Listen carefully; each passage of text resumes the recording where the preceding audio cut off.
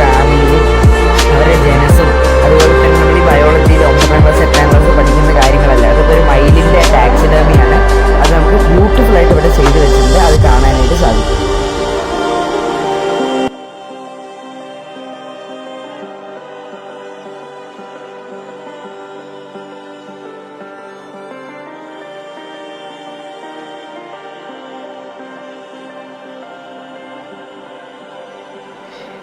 ഇത് ഒരു കഴുകൻ്റെ ടാക്സിഡർമി ചെയ്ത് പെർഫെക്റ്റ് ആയിട്ട് വെച്ചിട്ടുള്ളൊരു ഹാക്കിൻ്റെ ടാക്സിഡർമി ചെയ്ത് വെച്ചതാണിത്.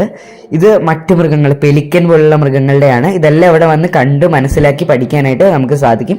ഇതൊക്കെ ഒരു ഫാമിലിയിൽ പെട്ടതാണ് കേട്ടോ, ഒരു ജനിതക ഫാമിലിയിൽ പെട്ടതാണ്. ഇതൊന്നും ടാക്സിഡർമി ചെയ്ത് വെച്ചതല്ല കേട്ടോ.